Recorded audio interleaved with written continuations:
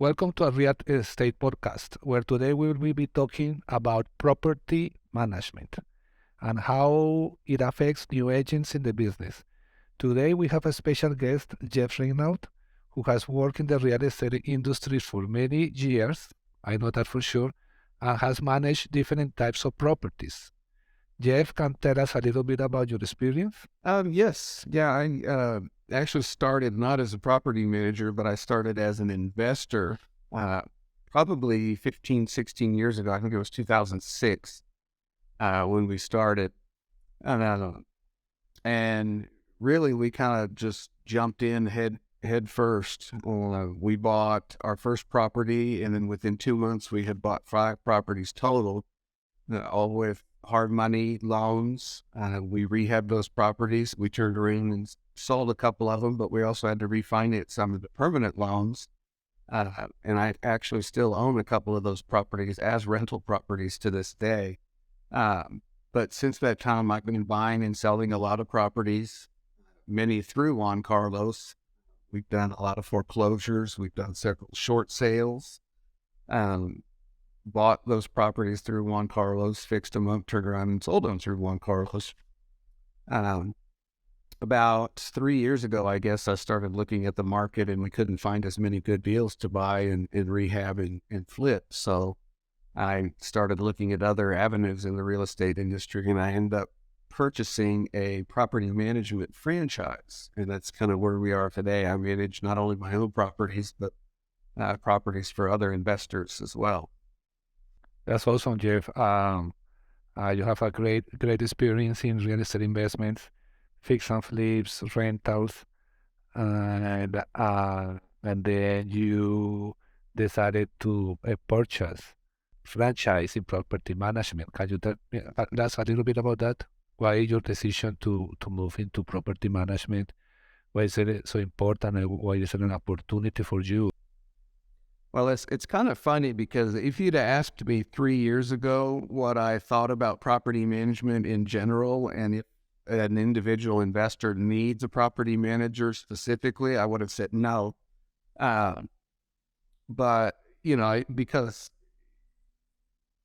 you think there's not a lot to do, there's not a lot of details that have to be taken care of, and I've got time. Real estate I did full time, so I've got time to do those things. But now looking back, I analyze the properties that I've owned and still own, and I see how much money I left on the table by, one, not screening tenants properly and letting people move into the property that end up costing me more money in the long run. Two, by not raising rents when I should. I've still got properties that the tenants are paying below market rent, but we're in the process of fixing that. So, do I think a property manager now is worth it? For sure. Get one as soon as you can.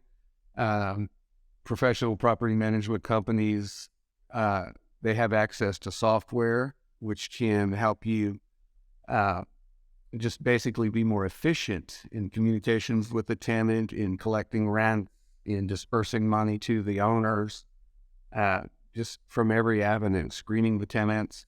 Everything. Property management company is well worth every penny that it costs. So That's awesome, that's the reason you decided to start with your property management business with a franchise that gives you all the support and all the systems, so you don't make those mistakes again.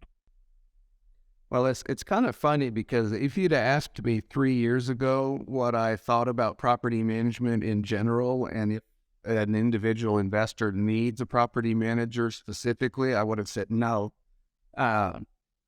But, because you think there's not a lot to do, there's not a lot of details that have to be taken care of, and I've got time. Real estate I did full time, so I've got time to do those things. But now looking back, I analyze the properties that I've owned and still own, and I see how much money I left on the table by, one, not screening tenants properly and letting people move into the property that end up costing me more money in the long run. Two, by not raising rents when I should. I've still got properties that the tenants are paying below market rent, but we're in the process of fixing that. So, do I think a property manager now is worth it? For sure. Get one as soon as you can. Professional property management companies, they have access to software which can help you just basically be more efficient in communications with the tenant, in collecting rent, in dispersing money to the owners, just from every avenue, screening the tenants, everything. Property management company is well worth every penny that it costs. So That's awesome. That's very powerful. What do you think is the most important uh, that an agent should know about property management? Let's say I'm an agent, I want to start in property management. What should I do? Where should I start? well, the first thing that you need to know is that, one, in Dallas, about 57% of rental or properties in Dallas are actually rental properties, which is extremely high. The national average is about 45% of all properties out there are tenant occupied. So in Dallas, it's really high, but even above that, it's important to know the local rules around property management and real estate. You need to know all the local, the city, the county guidelines. You need to know the state and federal guidelines. You need to know fair housing laws. You need to know the processes involved with an eviction if you need to go that route, the documentation that you need to keep track of, not only when a tenant moves in and what's going on when the tenant's there, but prior to them moving in. And then what happens after they move out? What kind of time frame do you have to get their deposit back to them? Or can you keep some of that deposit to make any necessary repairs that you might need to make? All of those things are important, but it's really the main thing is just to know that, in your real estate career, you're going to run into investors. You're going to find people that have investment properties, and they need to know where to find those answers. That's right. That's very good insight. That makes a lot of sense. Could you share with us, with the listeners, some tips about working with tenants? The investors say that there is when you buy an investment property, you as an investor, 50% is getting a good property, and 50% is getting a good tenant. Uh, what are those tips, or can you share maybe some stories about tenants? Well, that kind of goes back to my early experience. I can tell you that I probably did everything wrong in the early days. I mean, when I had a property available for rent, I pretty much would take the first person that expressed interest in moving in that could pay me the deposit.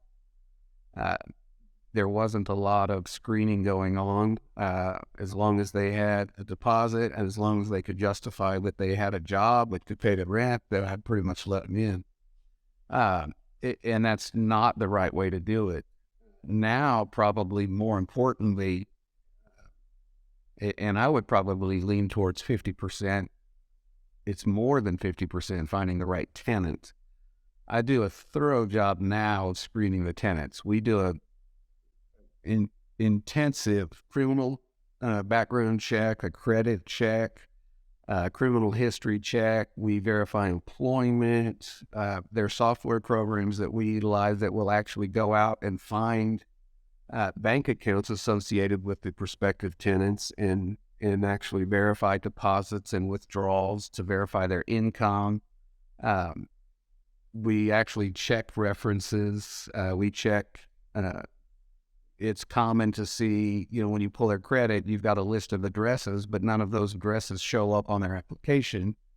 So you need to do a pretty extensive background check and verify addresses and contact prior landlords, things of that nature. So yeah, we do that pretty thoroughly. So I would say finding the right tenant is the most important part, and it will eliminate probably 90% of future problems that you may have. Do you have a horror story that you can share with us? Do you remember any horror stories? Any of your? Any horror? I know that you want to tell. I know. Any horror stories? Oh my gosh, I could probably write a book. Um, I actually just recently I took over a property, and the only reason the person hired a property management company, he was one of the ones that thought he could manage the property on his own. We took over the property for this tenant that he'd only had in property for 2 months, and they were late on the first month. They paid their deposit, they paid their first month's rent. They did not pay their next month's rent. He reached out to them by phone and by email, and they never responded. So he hired me to communicate with the tenant and try to get the tenant to catch up on the rent. And so we had to, go through the eviction process, serve the tenant. And, it was just kind of a nightmare trying to reach out to the tenant. They had more people living in the property than were on the lease. They had pets in the property and weren't supposed to have pets. They'd already done literally $3,000 or $4,000 worth of damage to the property. The pets mainly, scratching on the door, scratching the screens in the backyard, just knocking boards out of the fence. So those are the kind of things, in my opinion, that can be eliminated by proper screening. But yeah, unfortunately, a lot of times when an owner contacts me, it's because they're in a situation where they realize they're over their head and they don't know what they're doing. So that's when they reach out to a property management company. And like I said, those things could be avoided with proper screening on the front end. And if someone is hired a property manager to begin with.